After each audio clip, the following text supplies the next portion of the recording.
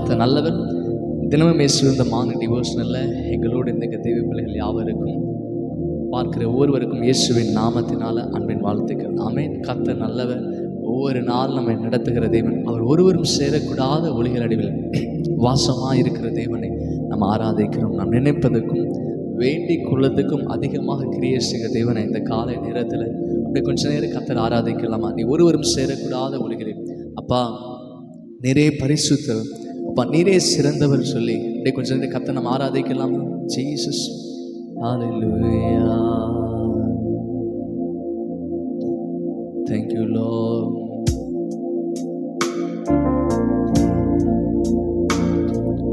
ஒருவரும் சேரக்கூடாத ஒளியில் வாசம் செய்பவரே. சேர்ந்து சொல்லாமா? ஒருவரும்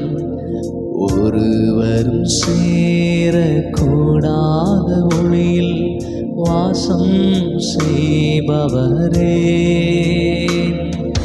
நீரே பரிசுத்த தெய்வம், நீரே பரிசுத்த தெய்வம், நீரே நீர் மாத்திரமே, நீரே நீர் மாத்திரமே,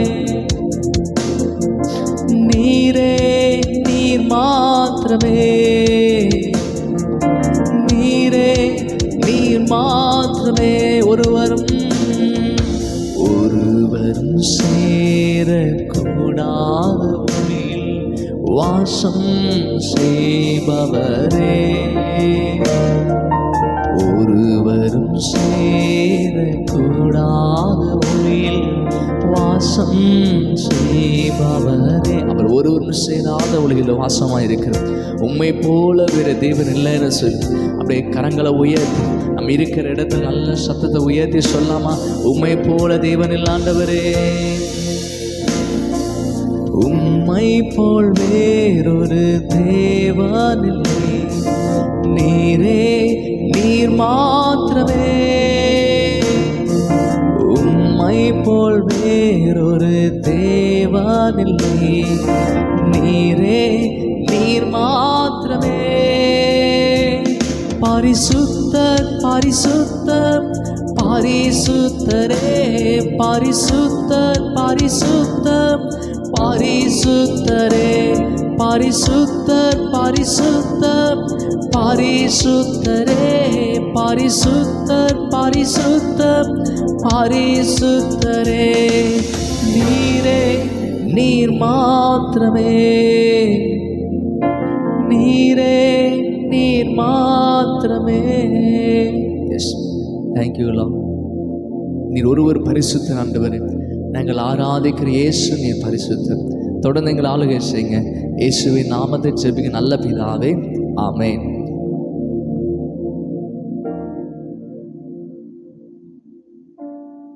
ஆமென். ஆராதிக்கிற தேவன் அவர் பரிசுத்தர்.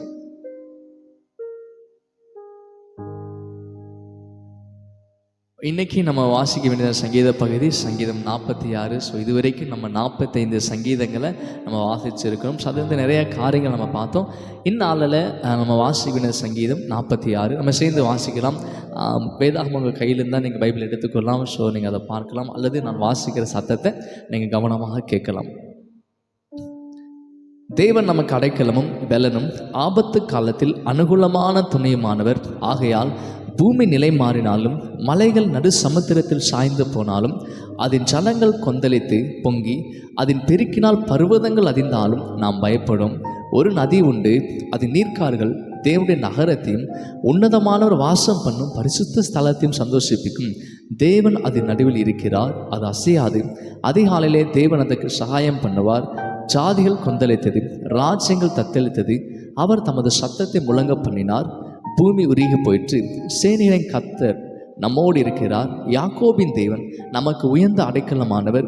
பூமியிலே பற்கடிப்புகளை நடப்பிக்கிற கர்த்தருடைய செய்கைகளை வந்து பாருங்கள். அவர் பூமியின் கடைமுனை மட்டும் யுத்தங்களை ஓய பண்ணுகிறார். வில்லை ஒடித்து ஈட்டியை முறிக்கிறார். ரதங்களை நெருப்பினால் சுற்றிருக்கிறார். நீங்கள் அமர்ந்திருந்து நானே தேவன் அறிந்து கொள்ளுங்கள். ஜாதிகளுக்குள்ளே உயர்ந்திருப்பேன், பூமியிலே உயர்ந்திருப்பேன். சேனைகளின் கர்த்தர் நம்மோடு இருக்கிறார். யாக்கோபின் தேவன் நமக்கு உயர்ந்த அடைக்கலமானவர். ஹல்லேலூயா. ஆமென். நல்ல ஒரு சங்கீதம் 46. ஸோ இந்த சங்கீதம் நமக்கு அதிகமாக பழக்கப்பட்டதான ஒரு சங்கீதம். இந்த சங்கீதம் நமக்கு நிறைய தெரியும், இதில் நிறைய மெமரி வேஸ்ட் கூட இருக்காமே, நம்ம அடிக்கடி யூஸ் பண்ணுற அந்த வார்த்தைகள் இதில் வரும். ஸோ இந்த சங்கீதம் தொடங்கும் போது சொல்றாரு, தேவன் நமக்கு அடைக்கலமும் பலனும் ஆபத்து காலத்தில் அனுகூலமான துணையாக இருக்கிறார். எத்தனை பேர் ஆமேன்னு சொல்லுங்க? தேவன் நமக்கு அடைக்கலமான பலனாக இருக்க. அடைக்கலமாக பலன் மாத்திரம் கிடையாது, அனுகூலமான ஒரு நல்ல துணையாக கூட இருக்கிறார். ஆகையால் நமக்கு தேவனாக கர்த்தர், சர்வத்தையும் படைத்தவர், சர்வ லோகாதிபதி, வானங்களை சிருஷ்டித்தவர், நம்மை உருவாக்கின கர்த்தர் நமக்கு பலனாகும். நமக்கு ஆபத்து காலத்தில் அவர் துணையாக இருக்கும்போது பூமி ஒரு வேளை நிலை மாறினாலும், மலைகளெல்லாம் நடு சமுத்திரத்தில் சாய்ந்து போனாலும் நான் என்ன பண்ண மாட்டேன், நான் பயப்பட மாட்டேன். ஏன்னா கர்த்தர் நம்மை பாதுகாக்கிறார், கர்த்தர் நமக்கு கிருபை செய்கிறார். அதை தான் 4ஆம் வசனம் அன்று சொல்லுது, தேவன் அதன் நடுவில் இருக்கிறார், அது அசையாது. அதிகாலையிலே தேவன் அதற்கு சகாயம் பண்ணுவார். நம்ம காலை ஜெபத்தில் அந்தந்த நாளுக்குரிய பலத்தை, அந்தந்த நாளுக்குரிய சகாயம், அந்தந்த நாளுக்குரிய கிருபைகளை நம்மளால் பெற்றுக்கொள்ள முடியும். நம்ம ஒவ்வொரு நாளிலிருந்து தேவ சமூகத்தில் ஒரு நாளை தொடங்கும் போது தேவன் நமக்கு பலனாக மாறுகிறார், நமக்கு துணையாக இருக்கிறார். ஸோ அப்படி இருக்கும்போது அந்த விசுவாசத்தை, அந்த நாளுக்குரிய அந்த காலை ஜெபத்தை நம்மளால் பெற்றுக்கொள்ள முடியும். ஸோ அப்படிப்பட்ட ஜெபத்தில் நம்ம அதிகாலையில் அந்த நாளை ஜெபத்தோடு நம்ம தொடங்கும் போது அந்த நாளில் எப்படிப்பட்டதான துன்பங்கள் வந்தாலும், வேதனைகள், நெருக்கங்கள் வந்தாலுமே நம்ம பயப்படவே மாட்டோம். ஏன்னா தேவன் நம்மோடு இருக்கிறார், அவர் எனக்கு பலனாக இருக்கிறார், அவர் என்னை பாதுகாப்பார், அவர் என்னை போஷிப்பார், அவர் என்னை நடத்துவார்ங்கிற ஒரு நிச்சயம் நமக்குள்ள உண்டாயிருக்கும். அது மாத்திரம் பாருங்க, சேனைகளின் கர்த்தர் நம்மோடு இருக்கிறார். இந்த இடத்துல இந்த சங்கீதம் ஃபுல்லாக பார்க்குறோம், தேவன் நம்மோடு இருக்கிறார், அவரின் பலனாக இருக்கிறார், அவர் எனக்கு துணையாக இருக்கிறார் சொல்லி நம்ம உற்சாகப்படுத்துகிறார். அவர் என் கூட எவ்வளவா இருக்கிறார் என்பதே இந்த சங்கீதம் நம்மோடு பேசுகிறது. தேவ சேனைகளின் கர்த்தர், சேனைகளின் கர்த்தர் நம்மோடு இருக்கிறார். யாக்கோபின் தேவன் நமக்கு உயர்ந்த அடைக்கலமானவர். ஆமென். உயர்ந்த அடைக்கலமான தேவனாய் இருக்கிறார்.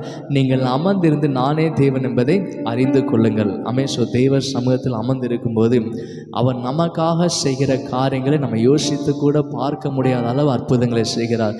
நம்ம இன்றைக்கு அற்புதங்கள் எல்லாம் எதிர்பார்க்கிறோம். நம்முடைய அற்புதங்கள்லாம் நமக்கு தெரிந்தபடி, நம்முடைய அறிவின் படியே எதிர்பார்க்கும். இந்த விதத்தில் அற்புதம் நடக்கலாம், அல்லது நம்முடைய அறிவின் படியே தான் யோசிக்கிறோம், இப்படி நடக்கலாம். நம்ம காண்கிற ரீதியில், நம்ம அறிஞ்சிருக்கிறபடி, நமக்கு தெரிந்திருக்கிறபடி என்னென்ன வழிகள் உண்டோ அந்த வழிகளில் தான் அற்புதங்கள் நடக்கும் என்று எதிர்பார்க்கிறோம். அதைத்தான் நம்ம விசுவாசிக்கிறோம். ஆனால் நம்ம விசுவாசி என்னென்னா, அற்புதங்களை செய்ய கர்த்தர் வல்லவர்.